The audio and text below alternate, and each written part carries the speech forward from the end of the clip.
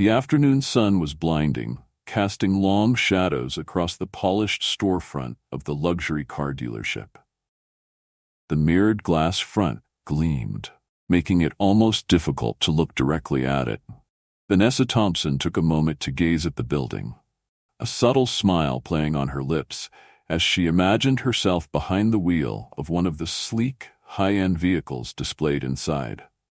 She adjusted the collar of her tailored navy blazer, feeling the comforting weight of the well-cut fabric around her shoulders. Her crisp appearance reflected her accomplishments. A rising lawyer, a woman who'd faced her share of challenges and had climbed her way to success. As she walked across the parking lot, Vanessa's heels clicked against the asphalt, creating a steady rhythm that matched her focused mindset. Today wasn't just about a new car. It was about stepping into a new chapter in her life, a chapter she had earned through hard work and resilience. The thought filled her with quiet pride. She reached the glass doors, fingers extending towards the metal handle, when a gruff voice cut through the late afternoon air. "We're closed, ma'am," a voice said, sharp enough to stop her hand mid-air. She blinked, catching sight of the speaker. A tall, thick-set man stood a few paces from the door, his arms crossed over his chest in an almost intimidating stance. The dark blue security uniform emphasized his broad shoulders, his posture exuding an air of authority. Vanessa met his gaze directly, noticing the barely concealed irritation in his expression. His name tag read Daniel Reynolds, and his stance made it clear he was ready to enforce his words. With a polite smile, she responded, "I'm sorry. Did you say you're closed?" She glanced at the hours posted just above the door. "The sign says you're open until 6 p.m. It's only 4 o'clock. Daniel's expression remained stony, his jaw tightening as if her question had somehow offended him. He took a small step forward, angling his body slightly as though preparing to block her entry. "We're closed," he repeated, his tone measured, each word slower than the last. Her confusion quickly turned to irritation, but Vanessa kept her voice composed. "I was hoping to take a look at the new models. Are you sure?" The flicker in Daniel's eyes was unmistakable, a flicker she had encountered before in the courtroom, in other upscale settings, and occasionally even in everyday interactions. It was the glance people gave when they noticed her, only to immediately dismiss her based on their assumptions. The hesitation, followed by a tightening of the mouth, the stiffness in the shoulders. It was always subtle, but Vanessa had learned to recognize it all too well. She took a steadying breath, calming herself, her tone remaining cool yet resolute. "Could I speak to the manager? Perhaps there's a misunderstanding." "The manager's busy," Daniel replied tersely, his gaze momentarily breaking away before fixing on her again with added sharpness. He let out a faint, humorless chuckle.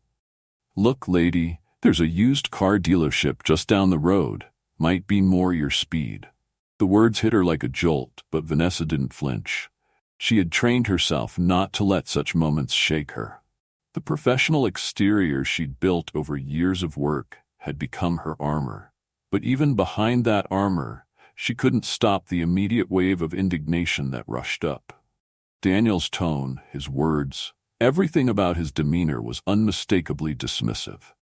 She sensed the thinly veiled implication in his suggestion, that she didn't belong here.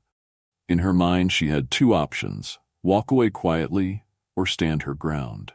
And Vanessa Thompson was not one to back down. She met Daniel's gaze, her voice carrying an edge of steel as she responded, "I'm not here for a used car, and I don't need you to make assumptions about what I'm here to buy. I'd like to see the manager, please." For a moment Daniel said nothing, his eyes narrowing as if her persistence had somehow insulted him. Then, without a word, he turned and walked toward the glass doors, his posture tense. Vanessa took a breath, releasing some of the tension that had built up inside her. She expected him to return with the manager, or at least a more respectful demeanor, perhaps realizing the error in his judgment. But as the minutes ticked by, it became clear that he had no intention of fulfilling her request.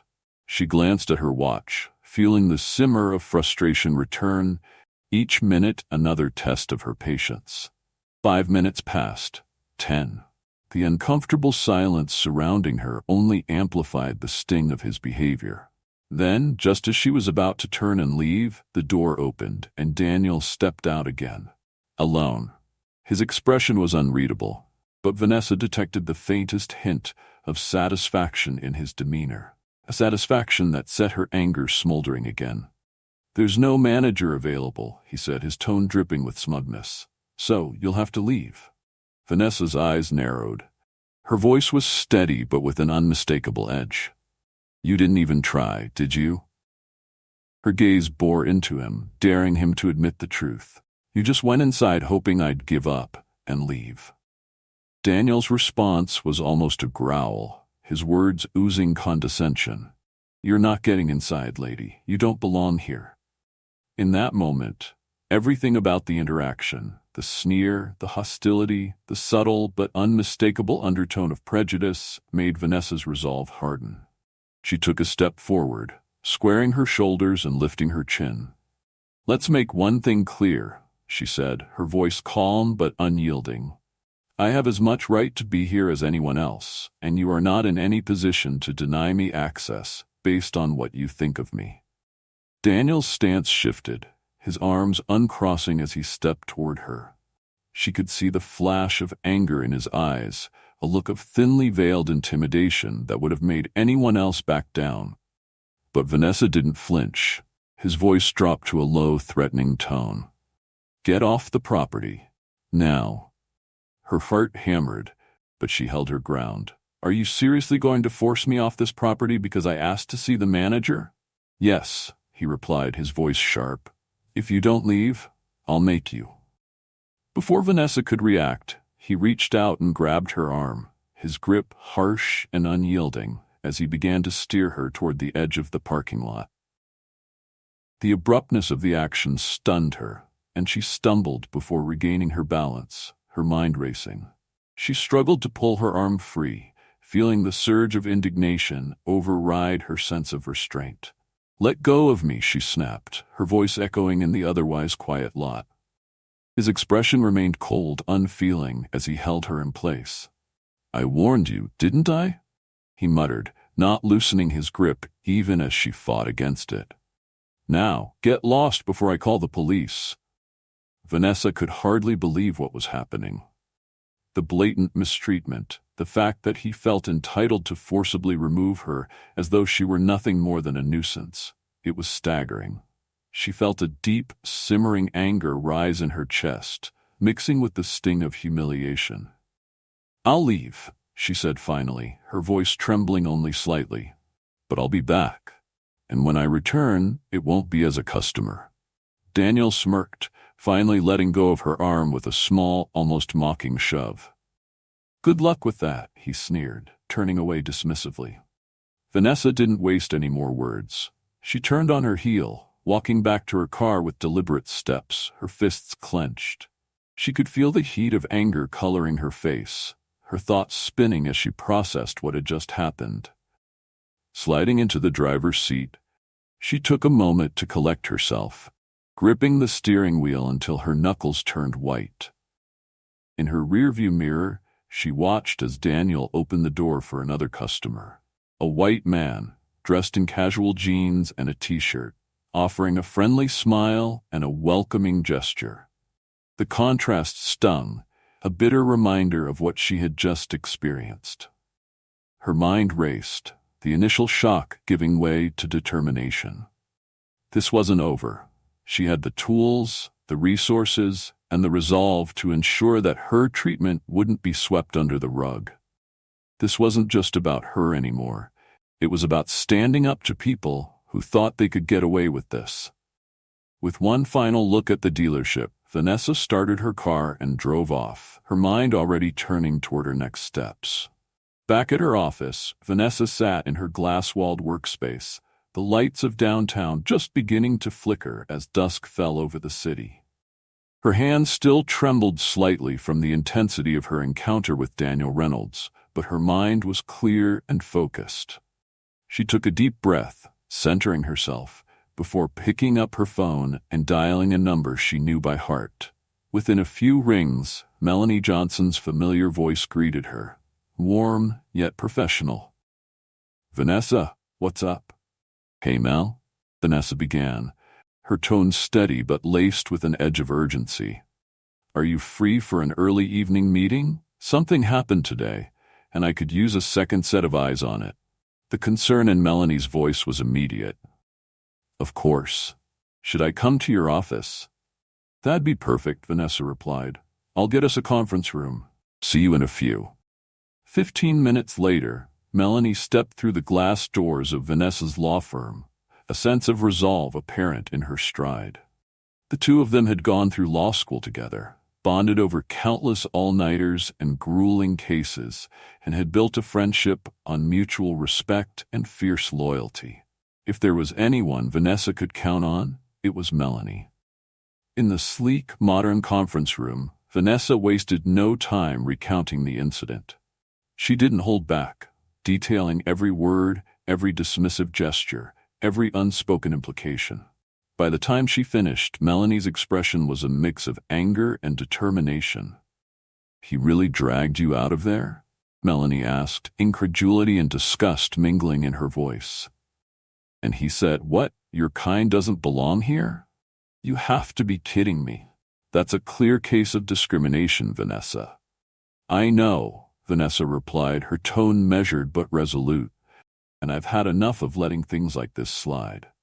This isn't just about me. It's about every black woman, or anyone for that matter, who's been told they don't belong somewhere based on nothing more than prejudice and entitlement." Melanie nodded slowly, a steely glint in her eye. "So what's the plan?" Vanessa took a deep breath, her gaze hardening as she outlined her intentions. "I want to file a lawsuit. Discrimination, assault, emotional distress, everything that legally applies. But I don't want this swept under the rug with a settlement. I want their internal practices exposed. This isn't about the money. It's about making sure this can't happen again." Melanie's grin grew wider as she leaned forward, a spark of excitement dancing in her eyes. "I like it. And I have a feeling we can dig up enough evidence to put serious pressure on them. First, we'll need to subpoena their internal policies, hiring records, and maybe even customer complaints if there are any." Vanessa nodded. "Exactly. And I want to make sure they know that they can't just settle and keep doing things the way they've always done. This needs to make them think twice about treating people this way." The two women spent the next hour outlining their legal strategy, mapping out every potential angle. Vanessa felt a sense of control returning as they organized the plan, the anger from earlier now channeled into laser-focused resolve. Here, in the calm precision of legal work, Vanessa found her power. When they finally wrapped up their discussion, Melanie looked at Vanessa, her expression softening. "You know, Vanessa, you're doing something important here. It's not just a case, it's a statement." Vanessa offered a small, grateful smile. "Thanks, Mel. That's exactly what I need this to be." As they left the office that evening, Vanessa felt a weight lift. With Melanie on board, she wasn't just confronting a personal injustice, she was holding an entire system accountable. And she was ready. The following morning, Vanessa arrived at the office with renewed determination. She and Melanie wasted no time filing the necessary documents to initiate the lawsuit. Within hours, the case was formally opened, the dealership informed of the impending legal battle. Now, they just had to wait for the dealership's response and start gathering every piece of evidence they could find. Over the next few days, Melanie went to work requesting footage from nearby businesses, hoping they might have captured the incident outside the dealership. She also reached out to potential witnesses, anyone who might have seen Vanessa's confrontation with Daniel. One afternoon, Melanie called Vanessa into her office, a wide grin lighting up her face. "I think we've got something," she said, pulling up a grainy security video on her computer. Vanessa watched intently as the footage played, showing a blurry but unmistakable scene of Daniel grabbing her arm and dragging her from the dealership entrance. "It's not the clearest video, but it's something," Melanie remarked, satisfaction evident in her voice. "We can use this to corroborate your story and, hopefully, show that his actions were completely unprovoked." Vanessa exhaled, relief flooding through her. This video was a critical piece of evidence, proof that her story wasn't just a claim but something backed by facts. She could almost picture Daniel's smug expression faltering when he saw the footage. They continued to gather other evidence as well. Internal complaints from employees who had witnessed similar incidents, testimonials from former employees who had experienced or witnessed discriminatory practices, and a history of previous lawsuits filed against the dealership. Some settled quietly, others dismissed. The deeper they dug, the clearer it became that this wasn't an isolated incident. "This dealership has a track record," Melanie commented one evening as she pored over a stack of legal documents. "They've paid people off before, and they probably thought they could do it again." "Not this time," Vanessa replied, her voice hard with determination. "They're going to have to answer for every single person they've mistreated." By the time they finished compiling their case, they had a comprehensive arsenal of evidence, each piece meticulously catalogued. Vanessa knew that the dealership's legal team would be ready to fight, but she felt prepared. She wasn't just standing up for herself. She was standing up for everyone who had ever been made to feel less than. 1 week after the lawsuit was filed, the dealership's legal team reached out, requesting a meeting to discuss a potential settlement. Vanessa and Melanie exchanged knowing looks as they read the email. "They're sweating," Melanie said with a grin. "The bad press must be killing them." "Let's see what they're offering," Vanessa replied, a hint of amusement in her tone. "But they better be prepared to offer more than just money." The meeting took place in a sleek downtown office building. The conference room's walls lined with floor-to-ceiling windows offering a view of the city skyline. Vanessa and Melanie arrived early, their documents carefully organized, their strategy in place. They sat at the polished wooden table, each of them exuding a quiet confidence. The dealership's legal team arrived shortly after, a trio of suited attorneys led by an older man with a steely expression. His name was Andrew Carlson, and he was known in legal circles as a tough negotiator. Vanessa met his gaze with a calm, unyielding stare, ready for whatever he might throw her way. "Miss Thompson," Carlson began, his tone formal and carefully measured, "I understand that there was a miscommunication between yourself and our employee. We're here to address that and hopefully reach an amicable solution." Vanessa's eyes narrowed, detecting the subtle attempt to downplay the incident. "Mr. Carlson, what happened to me was not a miscommunication. Your employee forcibly removed me from your property and made it clear that my presence was unwelcome due to my race. This is not something I take lightly." Carlson's expression tightened slightly, but he maintained his professional composure. "We're prepared to offer a substantial settlement to resolve this matter quickly," he said, sliding a folder across the table. "As a gesture of goodwill, of course." Vanessa opened the folder and scanned the document inside. The settlement offer was indeed sizable, but there was one glaring omission: no mention of policy changes, no mention of accountability for Daniel Reynolds. She closed the folder and looked up, her gaze icy. "This isn't just about money, Mr. Carlson. I want to see real change, starting with Daniel Reynolds being fired and a commitment from your dealership to review your practices and policies. Otherwise, we're prepared to take this to court." Carlson's expression faltered, a flash of surprise crossing his face before he regained his composure.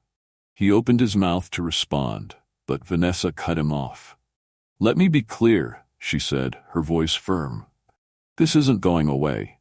Your dealership has a choice. You can take responsibility and make changes, or you can try to fight this in court and deal with the public fallout." Carlson exchanged a tense glance with his colleagues before turning back to Vanessa. "We'll need some time to discuss this with our client." Vanessa nodded, standing up to signal the end of the meeting. "Take all the time you need, but understand that my terms are non-negotiable. We'll be ready if you choose to proceed to trial." As she and Melanie left the meeting, Vanessa felt a surge of satisfaction. She had set the terms, and they knew now that she wasn't going to back down. In the days following the meeting, the dealership's legal team remained silent. Vanessa suspected they were scrambling, unsure of how to proceed. But she wasn't willing to wait passively. She wanted to keep the pressure on. Together with Melanie, she held a press conference, carefully outlining her case and making it clear that this was about more than a single incident. It was about accountability and change. Reporters from local media outlets listened intently, their pens scratching on notepads, cameras rolling as Vanessa shared her story. Within hours, the story spread, igniting a storm of support for Vanessa and sharp criticism of the dealership.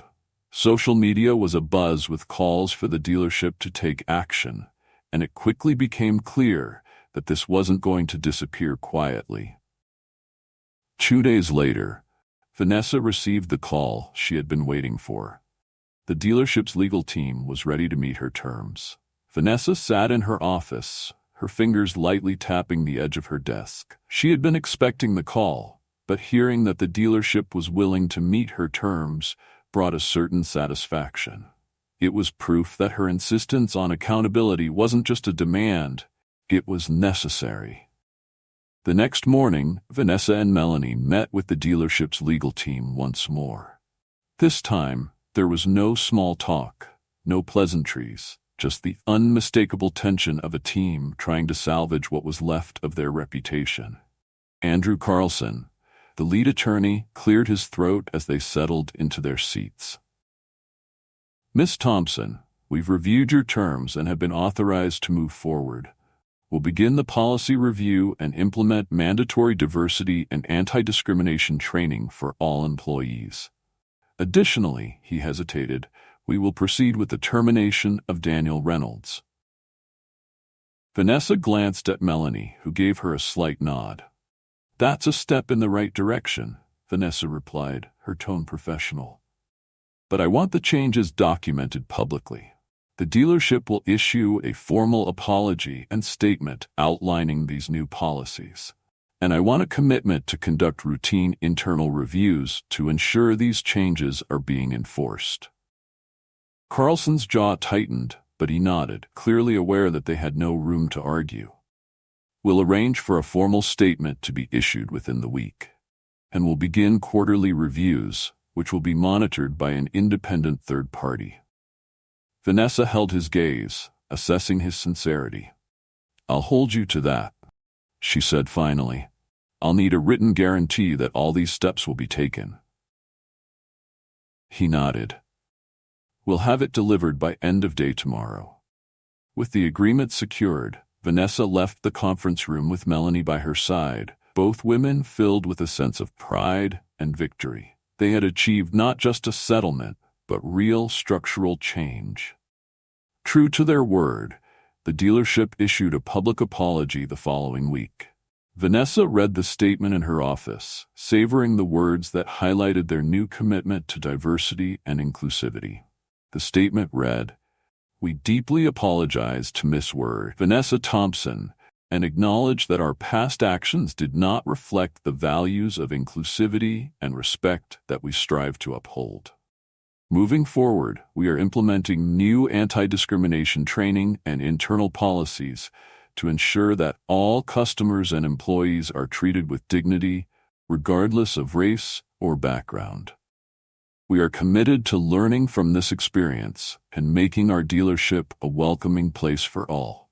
The statement was followed by a press release announcing the termination of Daniel Reynolds, the security guard who had physically removed Vanessa from the dealership.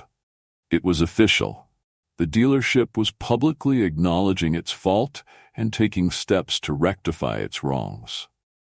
The statement quickly gained traction, with supporters praising Vanessa for her courage and resilience. News outlets ran stories detailing the changes the dealership was implementing, and social media buzzed with discussions of the case. Vanessa knew that this victory was more than just personal. It was a win for anyone who had ever faced discrimination. And though her journey was far from over, she felt a deep sense of fulfillment, knowing that her actions had set a powerful precedent. After the statement was released, Vanessa was finally able to move forward with a sense of closure. She hadn't thought much about Daniel Reynolds since the termination announcement, but she knew that this outcome would likely have a profound effect on his life. A few weeks later, while leaving her office, Vanessa spotted him on the street. He was sitting alone on a bench, looking lost and defeated. She considered walking past him, but something made her pause. She knew that while justice had been served, the incident might serve as a moment for growth, for both of them. Taking a steady breath, Vanessa walked over to him. "Daniel?" He looked up, surprised to see her. His expression was a mix of guilt, resentment, and perhaps even a hint of remorse. "What do you want?" he muttered, his tone devoid of its usual arrogance. "I'm not here to gloat, Daniel," Vanessa replied calmly. "I just wanted to say that I hope you understand why this happened. This wasn't just about a single moment at the dealership. It was about changing something much bigger." He looked away, unable to meet her eyes. After a pause, he spoke quietly. "I know what I did was wrong, and I'm sorry. I didn't think it would come to this." Vanessa studied him for a moment, gauging his sincerity. She could see that he was struggling with the reality of his actions and the consequences they had brought. "We all have a choice in how we treat people, Daniel. Sometimes it's about unlearning what we've been taught, or recognizing biases we didn't even know we had. I hope you can reflect on that." He nodded, though his expression was clouded with regret. "I don't expect forgiveness," he said, his voice barely above a whisper. "But I'll think about what you said." With that, Vanessa gave him a brief nod and walked away, her heart lighter. She hadn't forgiven him, and she didn't need to, but she knew that she had done what was right. With the case behind her, Vanessa focused her energy on using her story to advocate for equality and justice. She accepted invitations to speak at events, sharing her experience to inspire others to stand up against discrimination. She became a voice for change, encouraging companies to take a hard look at their policies and practices to ensure inclusivity. One afternoon, she received a letter from the dealership informing her of their continued efforts to honor the agreement. They had implemented quarterly reviews, hired a third-party diversity consultant, and even partnered with community organizations to ensure inclusivity was embedded in their culture. Vanessa felt a surge of satisfaction, knowing that her efforts had made a lasting impact. Months after the case concluded, Vanessa returned to the dealership, not as a customer, but as an invited guest. They were hosting an event to celebrate their new community partnerships and honor the changes they had implemented. The invitation had surprised her, but she accepted, knowing that this was a testament to the progress they had made. As she walked through the glass doors, she was greeted by a young woman with a warm smile who welcomed her without a second thought. The dealership looked the same, but the atmosphere was different. Open, respectful, and inclusive. Vanessa took a moment to appreciate the journey she had been on. This was more than just a personal victory. It was a step toward a fairer, more just world. As she left the event, she felt a sense of peace and satisfaction. She had faced adversity, confronted injustice, and made a difference. And though the fight for equality would continue, she knew she had done her part to bring about real change.